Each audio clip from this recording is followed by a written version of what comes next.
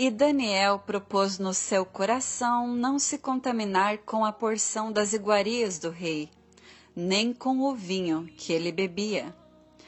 Portanto, pediu ao chefe dos eunucos que lhe permitisse não se contaminar.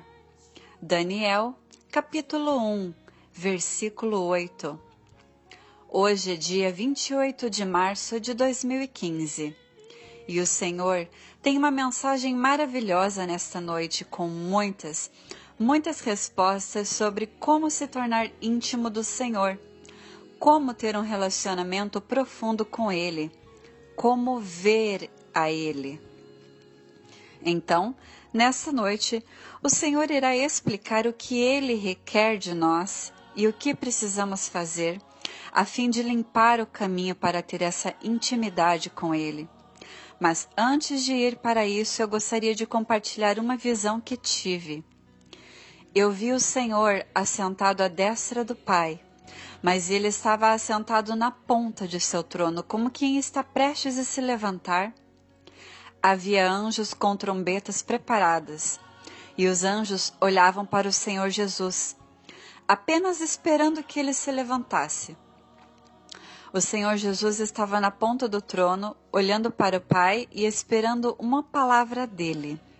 Depois, o Senhor Jesus me disse: você nunca poderá imaginar como é esperar por este momento. Nunca houve momento igual na história. É terrível. Esperar, esperar e esperar. Eu pedi: o Senhor poderia me falar mais sobre isso? O Senhor respondeu: não, meu amor, a não ser falar que está muito próximo. Ouçam, meus queridos, aguentem as pressões dessa vida apenas mais um pouquinho. Não se preocupem em ficar atarefados, vocês receberão seu galardão.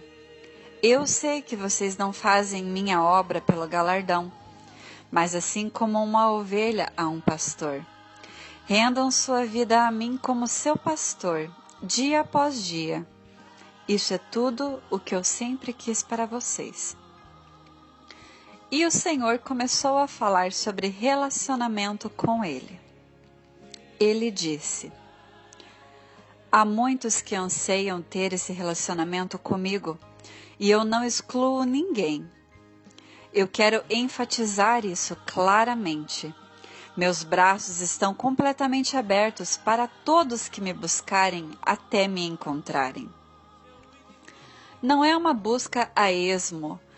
Eu preciso saber o quanto sou desejado. Eu preciso ver uma noiva indesistível, buscando nas alturas e profundidades por mim. E então eu a surpreenderei com minha presença. A maioria das pessoas desiste muito facilmente dessa busca. Essa é a maior parte do problema. Muitas pessoas sucumbem às mentiras do inimigo de que você não é digno. Nada pode estar tão longe da verdade. Mas ao menos que você não queira me buscar até encontrar, aí sim você não é digno de mim. Neste caso, isso estaria correto. A outra questão que realmente é muito importante é a pureza. Há duas facetas para a pureza. Quanto mais estímulo você tem do mundo, menos sensitiva você fica à minha presença, à minha voz mansa e suave e à minha brisa gentil e do meu abraço. Outra faceta é a impureza. Se alimentar dos campos deste mundo faz de seu coração um solo infértil para ser uma habitação. A casa precisa estar limpa ou, no mínimo, comprometida com a limpeza espiritual. E eu disse: Senhor, nós precisávamos ouvir isso. E o Senhor disse: eu sei. E como eu amo cada um que está me buscando. E é por isso que eu estou aqui para explicar a direção que eles precisam tomar. Vocês sabem quais são as coisas que me ofendem. O pecado me ofende demais. O pecado nas vestimentas ou na falta de vestimentas. Pecado em violências, ódio, crimes, fofoca, revidar, inveja, adultério. O pecado é uma epidemia que me repele, como quando você afasta seu nariz do excremento de um cão. Nauseante. Eu digo que para mim é realmente péssimo. Essas coisas não ofendem somente a mim, mas a toda a corte celestial, os anjos e os santos. Se minha noiva deseja me encontrar, ela deve deixar de lado essas coisas e purificar seu coração e mente de todas as formas de entretenimento que aparentam pecado. Isso significa músicas, roupas, comportamentos, palavreados, assassinatos misteriosos, guerras, coisas que retratam o pecado de qualquer forma. Eu não tenho problema com os relatos que chegam até mim e que me mostram o progresso de uma alma que não faz do pecado seu entretenimento. São entretenimentos cintilantes que estragam a percepção das coisas lindas e delicadas, apagam e amortecem os sentidos e me ofendem grandemente. Entenda que eu também tenho que suportar tudo o que você está assistindo e pensando. Eu também estou nesse quarto vendo essa imundície indescritível. Eu também estou nessa cena de crime com todo o seu sofrimento. Eu também estou contemplando a intriga que irá roubar e arruinar vidas de centenas de pessoas. Intrigas causadas por homens gananciosos. Essas coisas me machucam. Por favor, minha noiva, não assistam a essas coisas em filmes ou TV. Isso é doloroso para mim. Não ouçam músicas ou olhem para revistas, cartazes ou imagens que retratem o sofrimento e o pecado. Então eu disse: Senhor, sim, eu me lembro como o Senhor recuou em algumas das imagens que eu estava prestes a usar para o vídeo da guerra nuclear. E o Senhor disse: Oh, sim, horror dos horrores. Eu criei aquelas almas. Ver seu próprio corpo em chamas perturba-me profundamente. Lembre-se, eu estava lá quando aquela alma ateou fogo ao seu corpo. Eu também senti o sofrimento. Eu tive que trabalhar naquela alma e determinar seu destino. Você deve tomar cuidado para não me perturbar com o que você vê, ouve ou pensa. Não me coloque diante disso.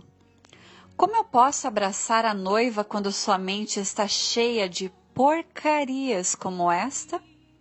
Estas coisas têm meia vida. Elas perduram por muito tempo e depois voltam novamente em sua mente. Muitas e muitas vezes eu preciso ver essas coisas cada vez que elas são recordadas por sua memória.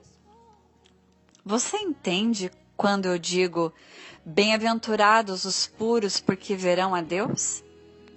Você agora entende por que tantos não podem me encontrar em suas orações? Sim, buscar-me-ás e me encontrarás, mas primeiro limpe sua casa, que é a sua vida. Venha a mim limpo. Crie uma sala do trono em seu coração, que é uma vida imaculada e sem a sujeira deste mundo. E devo dizer que não é apenas uma imundície, mas o mundanismo é ofensivo a mim. Preocupações carnais com culinária, costura, decoração, compra, venda, ter isso, ter aquilo, querer isso, querer aquilo. Todos esses ídolos são detestáveis a mim?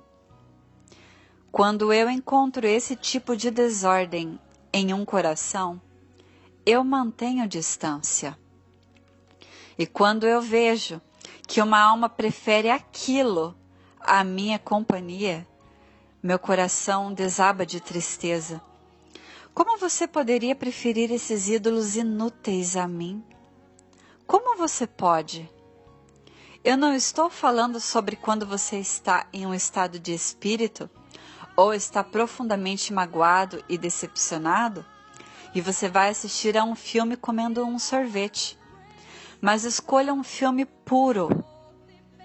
Eu estou falando sobre fazer uma decisão consciente de renunciar a ter tempo comigo e trocar o tempo comigo por coisas inúteis.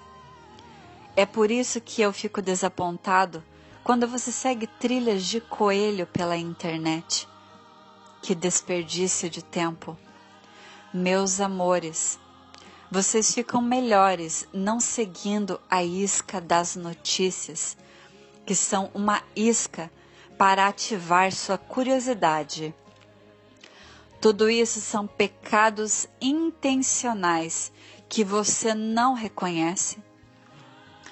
Ó Senhor, purifica-me dos pecados desconhecidos. Quando você já cansou de navegar na internet, você sente convicção. Você então diz para si mesmo: eu não deveria ter desperdiçado todo esse tempo. Seu coração afunda um pouco em saber que você me decepcionou. Não somente você perdeu tempo, você também preencheu sua mente com preocupações desnecessárias. E então, você diz as más notícias e preocupações aos outros, e ao transmitir isso ao seu redor, você não afeta somente a si mesmo, mas a outros também, dando-lhes um mau exemplo. Você vê o que eu vejo agora? Minha noiva, eu não estou dizendo isso para condená-lo, você entende isso? Eu estou respondendo às suas orações. Você queria saber por que tem tanta dificuldade em me ouvir? Trabalhe nisso. Trabalhe nisso e eu os abençoarei com visitações e consolações. Eu prometo. Isso é o suficiente para mastigar por hoje. Eu amo vocês todos com ternura e estou voltando. Preparem-se.